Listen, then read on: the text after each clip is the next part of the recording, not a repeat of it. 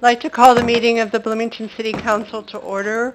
Will you please rise for the Pledge of Allegiance and a moment of silence?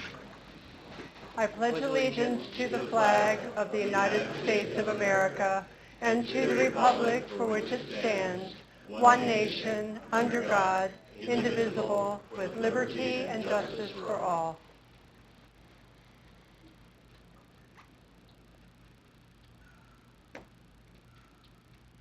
Thank you.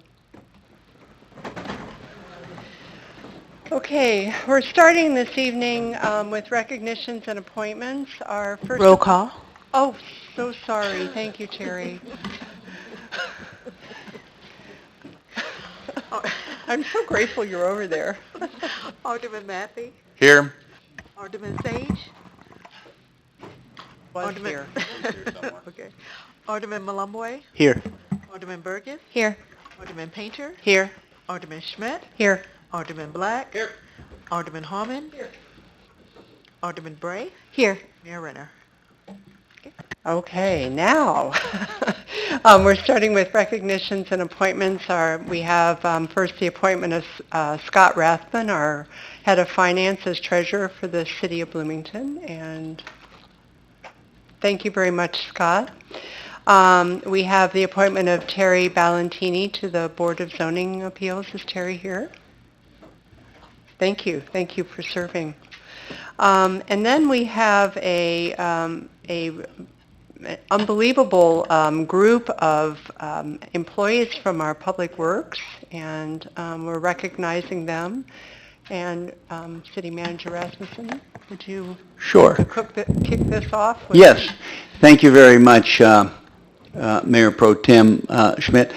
We have a large number of recognitions for our Public Works Department, and this comes with a great pleasure for all of us to do this. Every year, the State Public Works Association has competitions for some of the very best work that's been done in public works.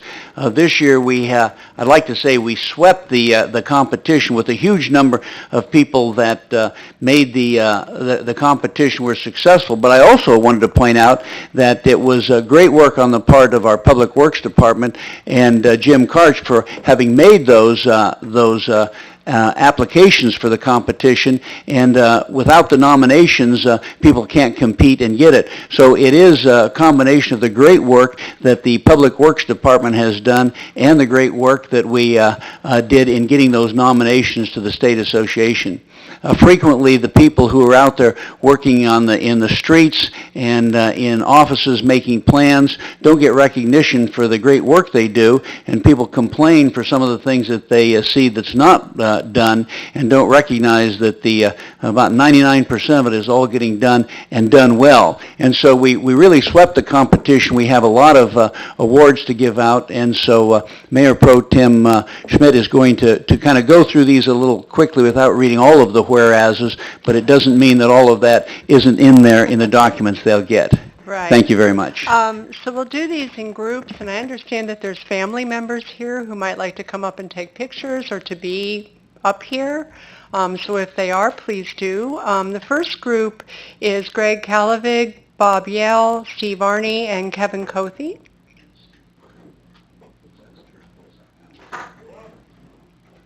Up there. Right. So this is in recognition. It comes from the APWA for the Illinois Chapter Public Works Project of the Year 2018 Award for Transportation for Trails that cost less than $5 million for the Benjamin School Trail. And I have 3 recognitions to give.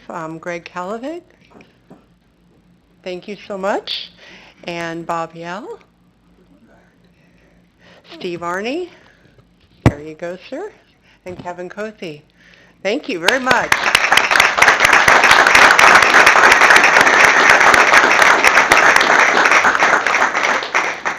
Okay. Want to make sure I've got the right groups here. This is really a lot of these, Mr. Karch. You have a great department, a great You do. It's amazing.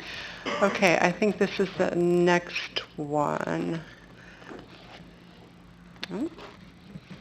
Well, I'm going to do them in the order that they're handed to me. How about that? So the next one is for the Public Works Project of the Year 2018 Award for Environmental Project for the Hojo and Wittenberg sewer improvements. And this goes to Kevin Cothy, Jeff Rains, Ward Snar, Steve Arney, Ryan Otto, and Luke Toll. What is it? Haley, but Haley. Taylor. Thank you. Thank you for that. Okay. So, Kevin Cothy. Some of you might as well just stay up here, right? Jeff Rains. Is Jeff here? Okay, so we'll set that aside. Ward Snar, not here. Steve Arney is here for sure. Ryan Otto. And Luke Taylor. Very good. Thank you very much.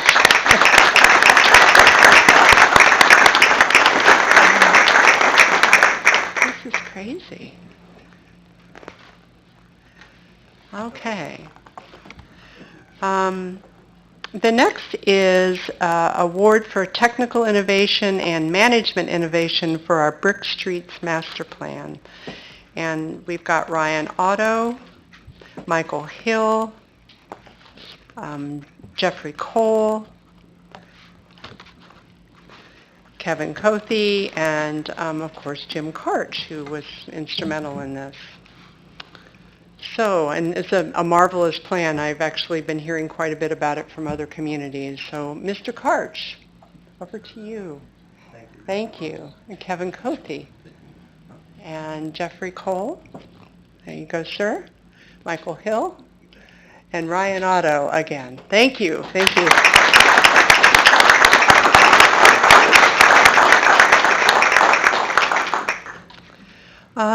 Okay, then we have some individual awards coming up. We've got Jason Kennedy for the Illinois chapter for the Maintenance Worker of the Year 2018 award. And Jim or Steve, would you mind saying a couple things about I was just going to say, Mayor, if you wouldn't mind, Yeah. just briefly, I don't know how many times I've mentioned the name Jason Kennedy to you. That's probably why you paused, because we would talk about throwing 3,000, almost 3,000 tons of hot asphalt a year, half the size of our salt dome. The crew that throws with Jason, also want to make sure to give credit, is in the audience. You've got Honor Coleman and Joe Corbin normally are with Jason. They came to also support him tonight. But Jason, the crew leader, helps throw that, and again, we always compliment that hard work that he does. So we thank him for the hard effort that he is doing for our crews and our staff. Thank you so much, Jason. Really appreciate it.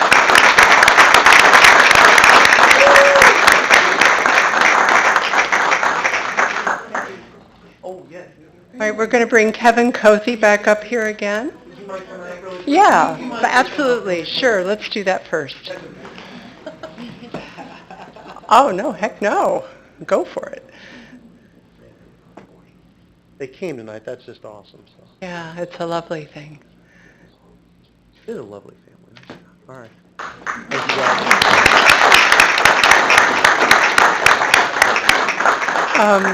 Our next, we need Kevin Cothy back up here, and he has won the Illinois Chapter Supervisor of the Year 2018 award. You're familiar with Kevin. He's second in command of Public Works. He is as smart as anybody in the city of Bloomington. Normally I say he's smarter than anybody in the city of Bloomington. As a city engineer, he's been here, I say, forever. He knows the entire city. We're very proud of him.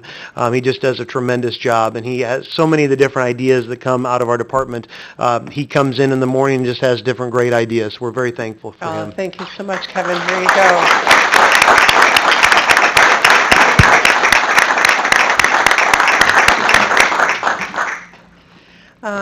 Then we have Jeffrey Cole back up here again. Jeff Cole, you also know that name well. When we brag about our asphalt program every year, we say that this individual, we're glad no companies have stolen him away, because he rates all of the streets in town. He puts together all of the contracts. He inspects all the contracts, puts all of it back into GIS, both the pavement preservation and the regular asphalt contract work. I don't know how he does it, so there probably are three of him somewhere. And his dad, Jack Whitty, always is wonderful to come in and talk with us about streets as well. He does. So So we just thank you. And actually, if his family could come up too, his sister and his mom are here as well. You guys could come up too. That'd be great. I Yes, know and- Jack really likes that. And this is the Illinois Chapter Technician of the Year 2018 Award. Jack turns in potholes. $20 fine. For parking, huh? He turns in a lot of potholes. Oh, get your pictures first, and then I'll hand this to you. Thank you. Okay, congratulations, Justin. Thank you. And our last one here is Luke Taylor. Am I saying this Taylor, right? yes. Okay. He has been awarded the Illinois Chapter Engineer of the Year for 2018. Our newest civil engineer hire, just a tremendous hire, is able to handle about any type of projects we throw at him, has a really bright future at the city, so we're really thankful to have him on board. Thank you, Luke.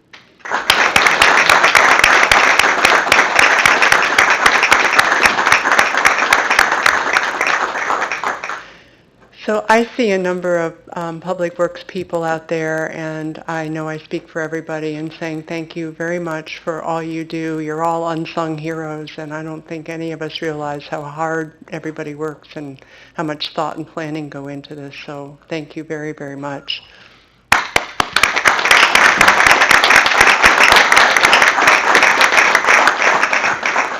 Okay, now we're going to move to public comment, and as usual, each individual has up to 3 minutes, and this is an opportunity for you to speak to us, and we don't respond. The first, and we have 4 people here. The first name is Judy Stearns, and then Scott Steimling. Hi, Judy. Hi, Karen. Thank you. I don't get here very often. So I just want to say that in having been a lifelong resident of Bloomington and going back 4 generations, I'm looking at the city right now, and very sadly, we have a saying in medicine, do no harm. Very sadly, the first, I guess, fatality is the affordability, and it is gone from Bloomington. I do want to congratulate, though, it used to be, this is a great town to grow up in, and one of the very best things, it's affordable, for families. With the utility rates, the garbage, I want to congratulate, I think, if I've got it right, Schmidt, Sage, and Painter for voting no on the latest garbage fees. For those of you who are new on the council, you get a fee increase in your packet, and you think, well, this is fine. We need the money. But what you don't understand is if you would do the research, you would see that it's been done over and over and over. And what's happened is those most vulnerable, nobody here tonight, none of you, hardly anybody that's here tonight feels this, but those who are most vulnerable, those who have to make difficult decisions on their budget, they're the ones who feel it. And they're not here because they're working 3 jobs, trying to support themselves and their children and their families, or the seniors who can't get here because they're on fixed incomes and they're not going to come down to City Hall. But those are the people that you have hurt the most with your constant, unceasing. I think you're going to charge us for the air we breathe, if you get a chance. You really ought to look back and see that some 10 years ago, maybe not, a little more, there was no, garbage fees were paid for with all of the rest of our taxes. And so were utility taxes. None of this that you see today and that you keep raising was even a factor, ambulance fees, all that. But at the same time that garbage fees are going up, sadly, our service has gone down unbelievably.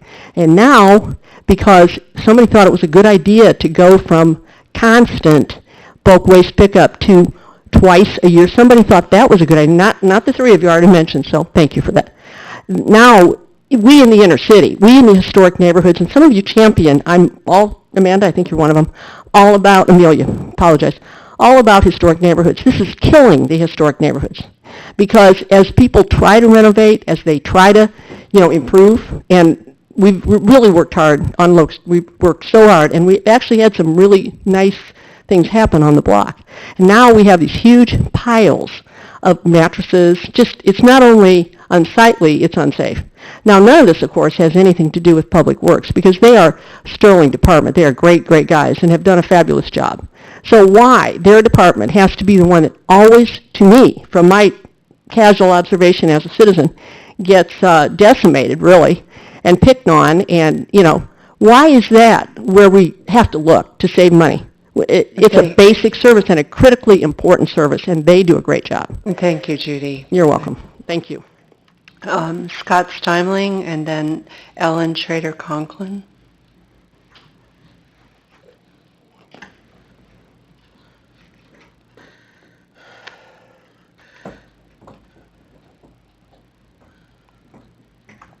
Scott Steimling, Ward 5. I realize that neither you nor the council give any feedback on public comment, most likely so that you are not embarrassed, which I am beginning to wonder if that's even possible. Karen, I saw you in administration Friday, but Terry was too busy to make the meeting. And, that's unforgivable. The other thing is Friday the 8th of June, I was at the library. The computer shut down early. I mentioned it to Rachel in Adult Services. She admitted they shut down early. Was unable to get it back. Someone had to reprogram those. And I know the computers never make mistakes, but people do. You allot 30 minutes for public comment, regardless of how many people want to speak. However, I certainly do not see you limiting the council. You appear to be sending the message the taxpayers really do not matter. They evidently are not real thrilled, as if I recall correctly, Terry beat Alderman Lauer by about 1,500 votes, not the landslide that he claimed. Bloomington does not need a new city hall. While it may be convenient to have everyone in one location, I would think that you would be able to see its wants versus needs. We need these streets resurfaced a lot quicker than we do a new city hall. I thought that the council swore or affirmed an oath to uphold all of the ordinances of the city of Bloomington and not the ones that you agree with, as well as the law of the state of Illinois, to the best of your ability.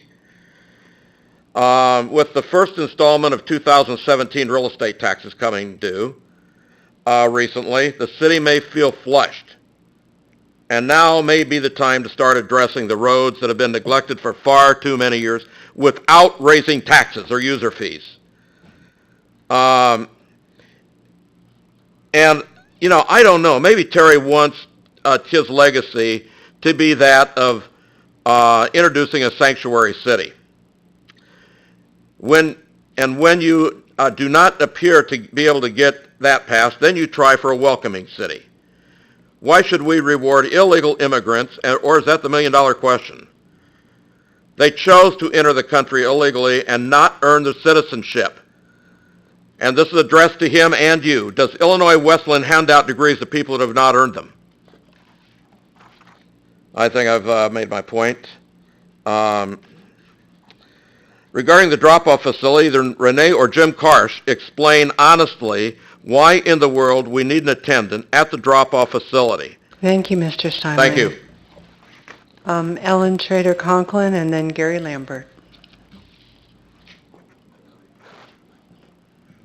Is it Schroeder or Schrader? Schroeder. Schroeder, okay, thank you, sorry.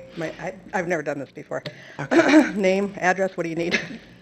Just your name. Okay. I'm Ellen Schroeder, and I'm here to request a flag for the city of Bloomington. I would like to have a city flag to fly along with my United States of America flag.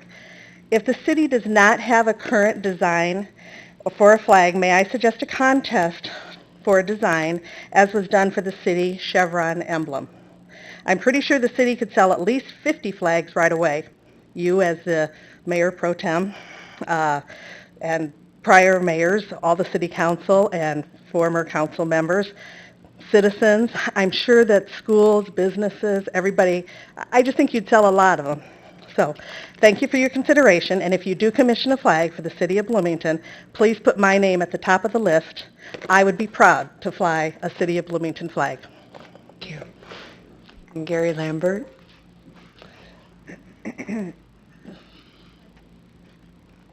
Good evening. On the agenda tonight, there's a item requesting a name change to the Cultural Commission and to change their scope from a very limited area to the entire city. That seems innocent on the surface. And in fact, it said that on the statement that financial impact is not applicable. Hope that's true.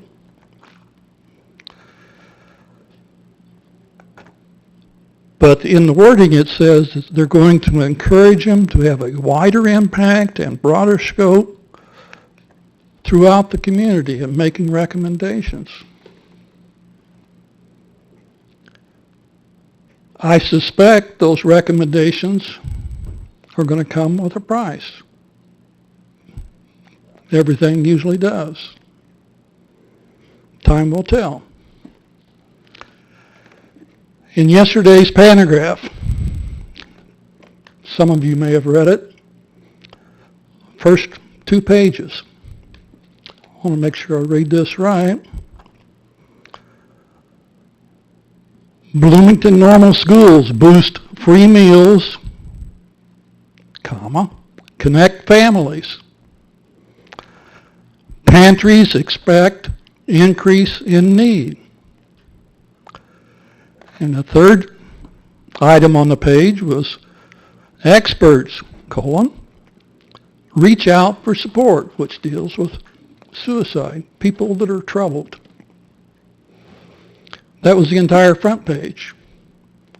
The entire second page carried on with the food pantries and the schools. Food pantries say they're expecting an increase in the next year. My only request is, as you make any additional fee increases or new ones or increases, however you want to look at it, keep in mind those people that can't afford to feed their kids, according to these articles. Goes right back to what Judy was saying. I can afford it. Everybody up here can afford it. There's a lot of people in this city that can't. Thank you. Thank you very much. We now move to the consent agenda. Everything on the consent agenda is considered to be routine in nature and would be enacted in one motion. Do I have either a motion or anything that anybody wants to pull? Mayor Pro Tem, I move that we approve the consent agenda as published. Second. Motion by Alderman Howman, second by Alderman Painter. Are there any comments or discussion? All right.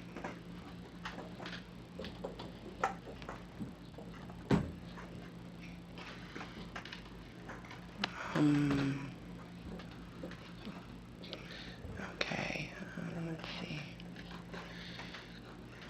The vote is 9-0. There are no nays to announce, Madam Clerk. Okay. We now move to the regular agenda. The first item is the prevailing wage, and Jeff, Steve, you'll be introducing this, Jeff? Yes, Mayor Pro Tem. Thank you and good evening, Council. Every June, it is required by law that we approve and set the prevailing wage rates by law by the Prevailing Wage Act. We have brought forward the same ordinance that we bring forward every year. Our ordinance goes a little further than what the state law requires, in that we also require prevailing wage to be paid on projects that involve economic incentives from the city or supported by things like tax increment financing or other tax incentives. That language has historically been in our ordinance, and we've included it in this ordinance as well. You might remember at the last meeting, there was discussion that was brought up by Mike Matika on behalf of the laborers about whether or not some additional tweaks or language was necessary. We did have an opportunity last Friday to meet with Mr. Matika, Alderman Schmidt, myself, and Director Bob Mart as well. It does not appear that there's currently an issue on enforcing this in the city of Bloomington. We talked about some different ideas. At this point, though, the thought from that meeting was to go ahead and allow this ordinance to come forward as is, as it does every year. We will then look at revisiting whether we need to amend or add some language, whether it be to this ordinance or to a future revision to the economic incentive guidelines in the future.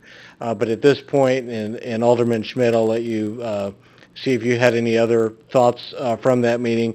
But at this point, we left that meeting, which was very positive, to kind of continue that discussion, do some very thorough analysis and evaluation of what, if anything else, might need to be done, look and see if there's some way we could work with the town of Normal to see if we can get some mirror provisions.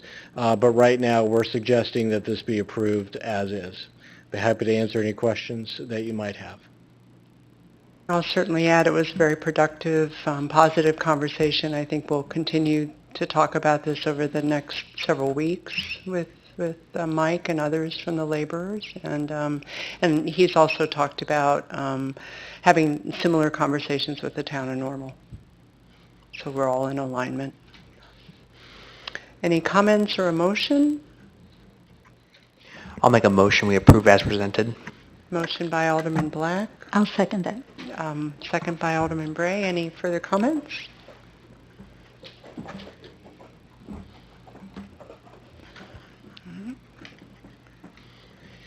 The vote is 9-0. There are no nays to announce.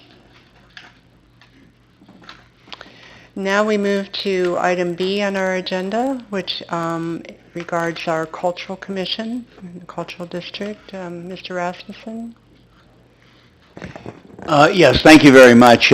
We've been meeting with the Cultural District for a number of months now, because if you remember, some months ago, we made the Friends of the BCPA and the Cultural Commission, we split them up into two different organizations. The Friends of the BCPA is largely associated with fundraising for the BCPA and the Creativity Center, but the Cultural Commission has been reinventing itself under the leadership of Kelly Williams with the assistance of Community Development Department, and they have come up with some things that they would like to move forward on. I'm going to ask Bob to go ahead and set that up for us, and Kelly is also here if you'll wave your hand, who is available to discuss this and answer any questions you may have. Thank you. Thank you. Well, just to give you some historical perspective, as Steve had said, that we did split off the Cultural District Commission from the Friends of the BCPA. And so looking back in the history, and I'm probably going to stumble through this because I don't have a lot of institutional memory, but back in 2000, the City Council established at the time the Downtown Arts Commission, and their intent at that time was to create an anchor on the north side for all the cultural amenities in that area. So what we had there was their task at the time, and very similar to the task that it is currently listed in the municipal code, was to recommend programs, recommend expenditure of funds, and solicit citizen cooperation. And the big thing at that time was that the city council at the time needed that advisory group to bounce ideas off when we were going through the acquisition phases of of the district in that area. There was, in 2003, the name changed from the Downtown Arts Commission to the Cultural District Commission, and at that time they established modified bylaws and the responsibilities very similar to the original legislation. And then in 2004, there was one more change made to the bylaws or the municipal code, and that was to add a city council member as the 14th member of the commission. So what we're discussing tonight is the potential changes to the existing code that was adopted back in 2004 with some other minor modifications in 2007. So what we really want to look at is the cultural district may be like a misnomer. I mean, what you're looking at is the concept of a physical structure versus a community development approach to arts, culture, and special event programming for the community. So I think we have to kind of get away from this idea that the district is a physical structure and maybe move away from that name change from cultural district that puts a place to it and make it more of a cultural commission that lets it more broaden the scope throughout the community. So the first thing I'd like to show you is the current membership. Each member serves a 3-year term, a maximum of 9 years. There are currently 14 members appointed by the mayor, and the current membership, and as Steve introduced Kelly already, she does serve as our chair, but you'll see from the list right now that we have 8 active members. So we're down 6 members in the commission, and I don't know if we're moving forward to bring those on, but really this is an active group. They're really they participate well together, and you'll see some by the range of groups in there. There's some heavy hitters in there from arts and culture, our political background, but there's also some young folks on the commission as well to kind of invigorate and add a new life and new trends to the commission. And Alderman Matthew does serve as our city council member, and our primary staff liaison is Tricia Stiller. Well, you are. Yeah. It still works. So the commission, some of the work that they've been doing right now, as Steve said, they're reforming themselves and reinvigorating themselves following the split from the Parks Department and the Cultural Commission. And their mission statement now reads, "The Bloomington Cultural Commission, through advocacy, education, and support, is dedicated to inspiring accessible and diverse artistic and cultural experiences, thus enhancing the value of communities' creative and economic life." And what you'll see on the pictures there is that there are cultural assets throughout this community that aren't related specifically to the district. And you'll see there the Shakespeare Festival, the community players, and the WGLT concerts. That's culture. And those aren't located specifically in the downtown district. And I think that's something that we want you all to help us work through and expand the role. What I'll look at now is some of the cultural assets in Bloomington, and you'll see that on the far northeast side, the Ewing Manor, I believe the actual name is the Ewing Cultural Center. You'll see the David Davis Mansion. You'll see the Miller Park Zoo, the Bloomington Public Library, the Grossinger Motors Arena, the art galleries in the downtown, certainly the BCPA, and some of the theaters in the on IWU. So I think what you also have to look at is you could also maybe throw up some of our historic districts in this same map. And you're starting to see that those cultural assets range throughout the community and not just a specific district. So if I could look at some of the potential ordinance amendments that we're proposing through the commission. And one is to actually eliminate the name district so that we can look at a community-wide approach to the service of art and culture in the community. And so the first one is Section 81A. The membership would reduce from 14 to 11, and that's a request by the commission. Under B, there was no changes, but we did want to stress that we would meet not less than once per month to maintain continuity. And actually, this commission has been meeting twice monthly because they want to be so active and move this forward. So I think that's important to tell you the commitment that the commission now has. The other is to serve, C1, to serve as an advisory body to the city council, the city manager, and other city officials in creating, developing plans for, and supporting cultural districts.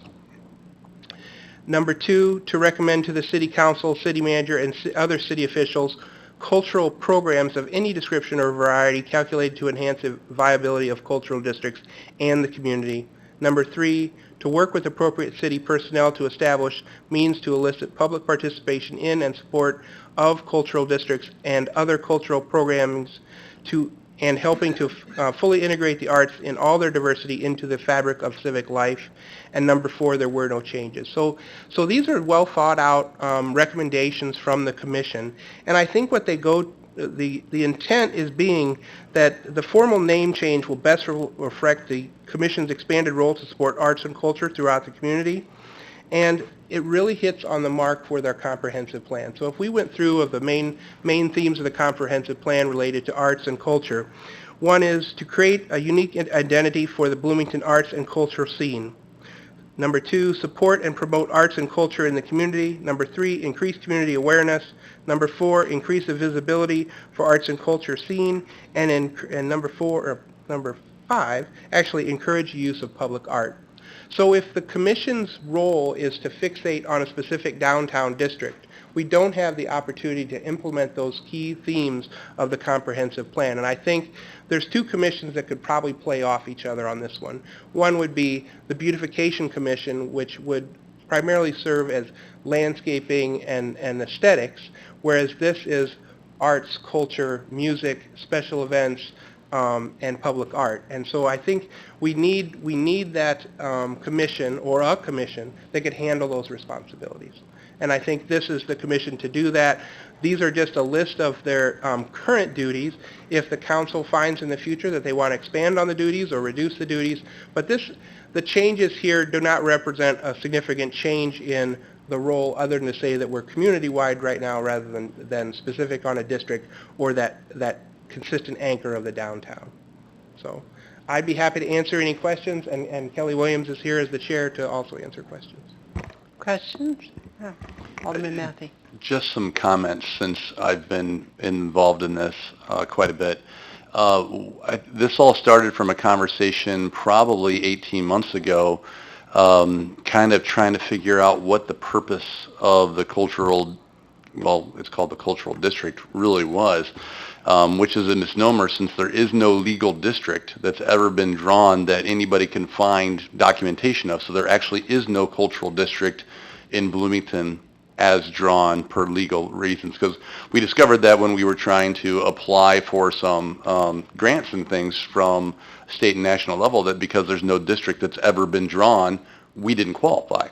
So the cultural people, the people have just been called the cultural district, and there's no district. We were actually just a group of people sitting there. So it was this really weird, as we went through all of the legal documents that have been created over the years, trying to trace where and how things came together, and that's when we came across the idea that we're a much better name as a commission. And why focus on an individual building? Because it's really the PCPA and the Creativity Center. Far before my time, there were other things that happened, and it only became those 2 buildings. But questions that came out in the comprehensive plan is, other than Miller Park Zoo, why is there no public art on the west side? You know, once you get past Ewing Manor, why is there no public art anywhere on the east side? There's nothing on the east side of Veterans Parkway anywhere. And so we thought that, without putting words in Kelly's mouth at all, we thought that there needed to be champions for kind of looking at the city as a whole. It doesn't mean that the city is going to buy all the public art or make things, but we can help fundraise, we can help put focus on and attention on the organizations that already exist as well. So I think part of it was, from the original conversations, we felt like the artists and the various cultural groups that already exist in Bloomington needed a champion to make sure that their voices were heard as well. You know, and I think that, in my mind, the next step after this is we work with community development and we actually define a real district, what that looks like. You know, there was an example that's in our packet that may or may not work. It may be too big depending on some definitions, but I think that that's a next step after this, so that we can pursue state and federal grants to do things in Bloomington that have maybe are done differently, or that we could do differently than we have in the past. So, thanks. If I might add to that, that is one of the items on their work plan right now, of creating criteria for the establishment of centers, cultural centers, and cultural districts. And what we're using as a model is other states in the Midwest have enabling legislation of what defines a cultural district. And we're kind of gleaning through that state enabling legislation and trying to apply that our own potential district designations for the city of Bloomington. And I think that's been really helpful to kind of look through that. So that's on the next agenda. We're keeping moving forward on that. One of the other work plan items that they're working on is, and it was specifically listed in the comprehensive plan, of doing a community calendar related to arts and culture. And that's something that we have already kind of worked through. We've had some preliminary discussions and visits with Convention and Tourism Bureau at our meetings to kind of see where we can add things to their calendar, where we could participate on certain aspects of that. We're still working through that item. And then certainly grants is very important. And I think if you can form this organization or kind of expand its role, then we might have an opportunity to public and private grants that could help fund some of these initiatives that the council is looking for. I actually had, oh, I'm sorry, go ahead, Alderman Painter. Thank you. While I'm not opposed to this, I am wondering, will this take away resources for our downtown revitalization and the focus that we've had on downtown with, art and, the BCPA and all of that? Will we lose some of that? No, I don't think we will. So part of the comprehensive plan was that we were going to be looking at how the downtown would transition over time through changes in our zoning ordinance. And that would include making the downtown core within the Buckle, the D1 district, and it would have a more urban feel. And then the peripheral areas directly adjacent to the downtown area would be a D2 district, and it'll have more of a potentially a suburban feel as you get further away and closer to the residential neighborhoods. And then the third district was the D3 district, and that was the warehouse district.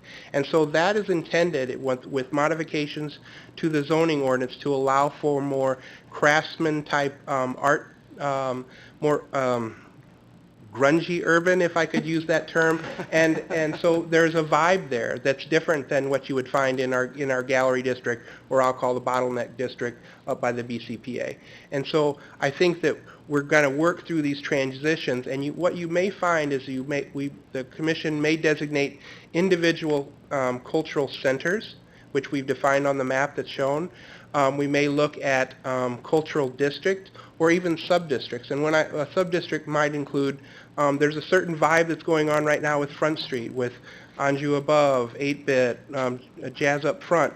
That is becoming a place where people want to congregate, and so that we can start looking at potentially that as being a district. I don't know if that's where they want to go, but those are the opportunities that are available to us to do that branding of a specific area that will draw more people in through marketing and that type of thing. Okay, thank you. And I assume this has been vetted with the downtown task force? It's consistent. Okay. All right. Well, thank you. Alderman Black. Just, if I could just answer that real quick. We talked about it at the task force when we were going through it. Tom Daberiner was still with us, and he mentioned that, one of the reasons why I said this preliminary map that we have in here might not be the final one is because one of his comments was he thought it was too big. He thought that if we were going to designate an initial cultural district, that it needed to be smaller and more focused to create a bigger impact in a smaller district. So we did talk about it, but it was probably the total of 3 minutes in one meeting. And so it didn't actually make it into the plan. It was not an in-depth conversation. Alderman Black. Amelia, did you want to say something? I know you were the Yeah. chair of that group. Oh, okay. Thank you. I just want to take this quick opportunity. I'm very supportive of all these changes. I think it's fantastic, and I've really adopted the snowball philosophy with smaller changes that grow and grow over time, and the idea of doing public art, even if it starts very small, maybe encouraging murals, whatever that might take, you'd find a supportive alderman up here for that. And as we start to grow, as time goes on, we can capitalize on those successes and take it from there. So I'm very excited. I look forward to voting for this proposal. I had a couple of questions, and you answered it in part with the why is there parentheses around the S on districts. I'm assuming that these districts can also overlay with other zones or other other Well, districts? I kind of, we've had this discussion within with our own commission meetings. Please kind of put your zoning hat off to the side Okay. and look at it as an overlay of an umbrella of a new activity. So if Okay. you want to Okay, create, so you can they're still have they're an laying on underlying top. zone, you could have a residential district, have an artist component over the top of it. Okay. And so those are some of the things we're kind of working through of how do we best describe what is an overlay district on underlying zoning or how I a see. residential area functions or a commercial neighborhood And, functions. and then I was curious to know about how you, I think about something like the Area Arts Roundtable, that I think does a really good job of pulling together a lot of activities, and there are various artists who keep blogs and Facebook groups and that sort of thing. How are all these, is this supposed to kind of articulate all those into one place? Our intent is to have this commission be inclusive, and we've even talked about how when we fill these additional members, that we get that representation I from see. performing arts, visual arts, music, and those kind of skill sets. And so we're still going to be working together and looking for recommendations to fill. If the council decides not to fill the 11 and they still want to have the 14, then we need more folks that have that skill set in those different arts and cultural aspects. So. This is really exciting. Are there other, oh, sorry, quick question. Alderman Malomboy. So, Bob, could you tell me what our current financial commitment is with the Cultural District Commission, and what do you anticipate it to be with the future commission? Right now, I would say it's just staff support. There is no specific line item for the cultural district that I'm aware of. It's just staff support at this time, and I would probably say that would be consistent through time. We have not even looked at any kind of significant project changes that would trigger the need for additional funding, but I think we could bring that back to you if we were. And so the council would always have final say ultimately? Well, certainly.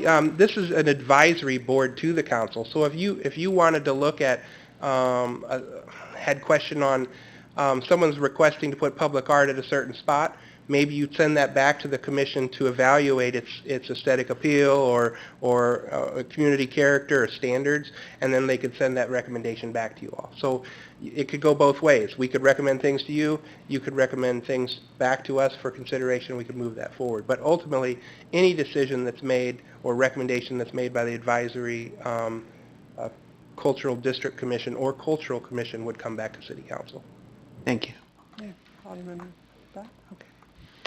Comments or a motion? I'll make a motion we approve as presented. Motion by Alderman Black, Second. second by Alderman Matthey. Go ahead and vote.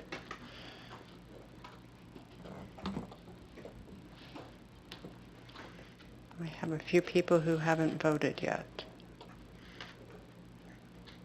I still have a lingerer. You needed to do it with, okay. It passes 9-0. There are no nays to announce. All right. And remarkably, that is the end of our agenda. How about that? I believe I have that right. Okay, and now we move to our city manager's discussion. Thank you very much, Mayor Pro Tem. First of all, I'd like to congratulate the Downtown Bloomington Association and our own Downtown Development Division for a great celebration last week downtown when we had Cogs and Corsets. It was a big weekend for everybody, and they all did a great job, and I think it was a great success. And what we've got up here is the upcoming events, which we now have listed for you, and I have made it a point now to make sure that these events will go out with my weekly update to you, and also we'll have that posted so it can be found easily on the city's website to identify all those many things that we've got going on in the city and particularly downtown. Do I remember that you were the individual who found our city flag?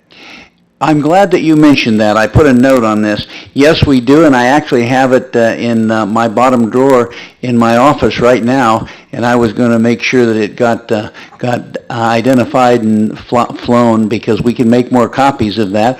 Or if the city would like to, we could have a competition, get a new city flag. Yeah, I don't remember what it looks like, so I don't remember the instance where you did your historic research and Yeah. found it, but. And the way we found it in the drawer in the administrative office, and we used it when the high school was using it to lead their team Yeah, going out onto the that's field. right. At the end of the season, they returned it to us. In one piece. In one piece, and I still have it. In fact, I'll tell you what I'll do. At the end of the meeting, I'm going to put it out on the table right back here so everybody can take a look at it, and you can see what it is now, and we may want to move forward with it, with a new flag. That's a lovely idea. I think that Mrs. Schroeder has left, but I like the idea. Great, thank you. Yeah. I wanted to just make note for the record that Mayor Renner is at the U.S. Conference of Mayors, and we're expecting him back tomorrow. And I think that's it. Anybody, comments from anyone? All right, is there a motion to adjourn? Okay, motion by Alderman Wallenblay, second by Alderman Painter. All in favor? Aye. Any opposed? Yay. Okay. We are done. Thank you, Karen.